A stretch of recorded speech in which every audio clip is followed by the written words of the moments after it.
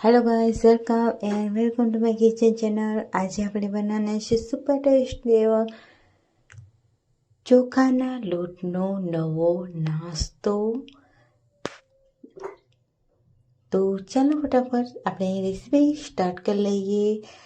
તમે આને ચાવલના આટાના મોમો ફરારેની રેસીપી।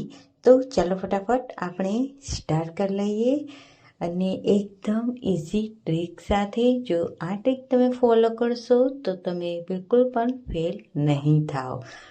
તો એક તપેલીમાં આપણે 2 કપ જેટલું પાણી એડ કરીશું। તેમાં 1 ચમચી ઓઇલ અને 1 ચમચી સ્વાદ અનુસાર મીઠું એડ કરી પાણીને એકદમ સરસ રીતે ઉકાળી લઈશું।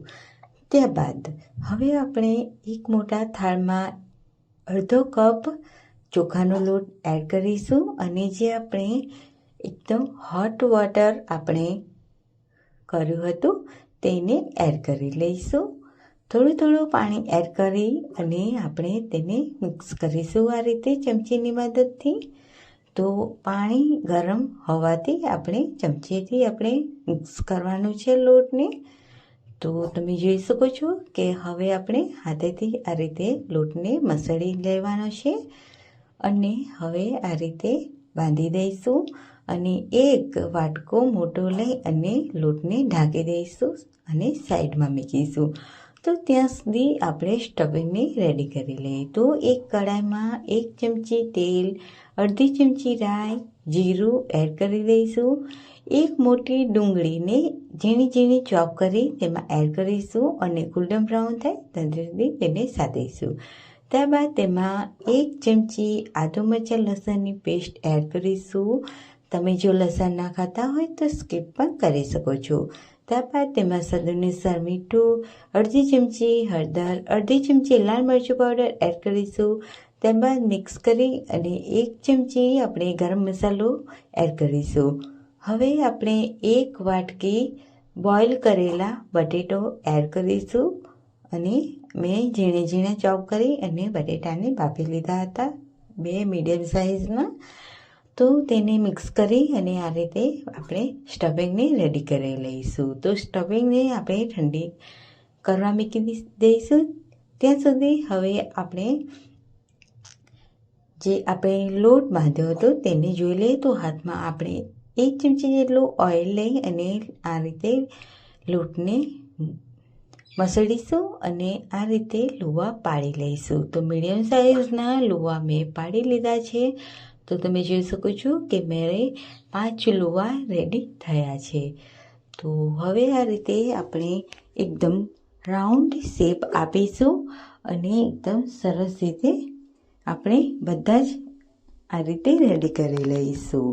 હવે આપણે આ એક નાની એવી પોલિથીન લઈશું અને તેને આપણે તેની ઉપર આપણે તેલ આ રીતે ગ્રીસ કરીશું અને જે આપણે લુવા બનાવ્યા હતા તેને આ રીતે પોલિથીન ઉપર મૂકીશું અને પોલિથીનને આ રીતે ઢાંકી અને આપણે જે સપાટ કોઈ એક ડીશ કે તપેલી કોઈ પણ એક હોય એવું વાસણ લઈ લઈશું। તો મેં એવી સપાટ એવી નાની એવી ડીશ લીધી છે। તો તેની ઉપર આ રીતે પ્રેસ કરીશું તો એકદમ આસાનીથી તમે જોઈ શકો છો કે આ રીતે બનીને રેડી થયું છે। તો હવે આપણે જોઈ લઈએ પોલિથીન પર ચીપક્યું છે કે નહીં। તો તમે જોઈ શકો છો કે બિલકુલ પણ ચીપક્યું નથી। તો હવે આપણે જે સ્ટફિંગ આપણે બનાવીને રેડી કરી હતી તેને આ રીતે તેમાં વચ્ચેની ભાગમાં મૂકીશું। તો મેં 1.5 ચમચી જેટલું સ્ટફિંગ એડ કર્યું છે। તો હવે આપણે આ રીતે શેપ આપીશું। તો આપણે ચોખાનો લોટ એડ કર્યો છે એટલે આપણે બિલકુલ પણ તેને હાથમાં લેવાનું નથી। આ રીતે પ્રેસ કરીશું ત્યારબાદ જ આપણે તેને હાથમાં લઈ અને આ રીતે કોર્નરથી આ રીતે બંધ કરીશું અને એકદમ સરસ રીતે આપણે પેંડો ફરીથી બનાવી લઈશું। તો આ રીતે સ્ટફિંગ બનાવી અને બધા જ લુવાને આપણે રેડી કરી લઈશું. તો તમે જોઈ શકો છો કે મેં બધા જ પેડાને એકદમ સરસ રીતે આ રીતે બનાવીને રેડી કરી લીધા છે. તો મેં સાઈડમાં 10 મિનિટ માટે બાસમતી ચોખાને પલાળીને મૂક્યા હતા.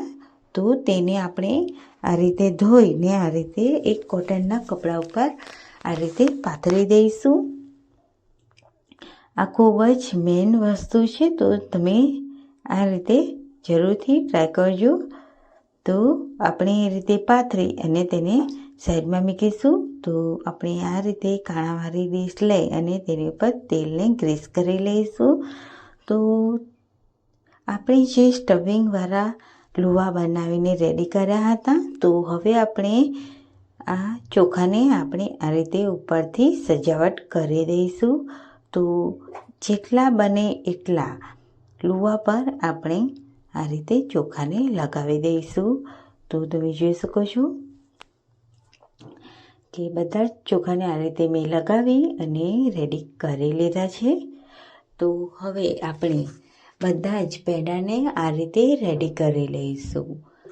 જો તમે આ રાઈસ મોમો ફરારે બનાવતા હો તો તમારે ચોખાને અગાઉથી તમે 10 મિનિટ પહેલાં તમારે તેને પલાળીને મૂકી દેવાના, એટલે એકદમ સરસ રીતે ખીલી જાય.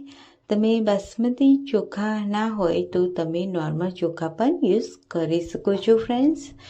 ખૂબ જ ટેસ્ટી એવા રાઈસ મોમો ફરારે બનીને રેડી થાય છે. તો હવે આપણે કાણાવાળી ડીશને આપણે ગેસ કરી હતી, તો એ ડીશ ઉપર આપણે બધા જ પેડાને આ રીતે રેડી કરી લઈશું અને ઉપરથી સજાવટ માટે રેડ ચીલી ફ્લેક્સ એડ કરીશું. ખૂબ જ ટેસ્ટી અને ખૂબ જ યુનિક દેખાવ આપે છે અને ટેસ્ટી પણ લાગે છે. તો ઉપરથી આપણે ધાણાને સ્પ્રિંકલ કરી લઈશું અને બાજુમાં ગેસ ઉપર મેં ઢોકળાના કુકરમાં પાણી એડ કરી અને તેને ગરમ કરવા મૂકી દીધું છે. તો હવે આપણે 10થી 15 મિનિટ માટે આપણે સ્ટીમ કરી લઈશું, ઢાંકી દઈશું. અને લુક એટ ધીસ ફ્રેન્ડ્સ, તમે જોઈ શકો છો કે એકદમ યુનિક, એકદમ ટેસ્ટી એવા, એકદમ સુપર એવા આપણા રાઈસ મોમો ફરારે બનીને રેડી થયા છે. અને તમે જોઈ શકો છો કે તેનો કલર એકદમ યુનિક, એકદમ જબરદસ્ત બનીને રેડી થયા છે. તો સર્વિંગ પ્લેટમાં સર્વ કરીશું. મને કમેન્ટમાં જરૂરથી જણાવજો કે તમને આજની રેસીપી કેવી લાગે ફ્રેન્ડ્સ. ખૂબ જ ટેસ્ટ એવા ખાવામાં લાગે છે, તો જરૂરથી એક વખત ટ્રાય કરજો. હું તમને નજીકથી પણ બતાવી દઉં.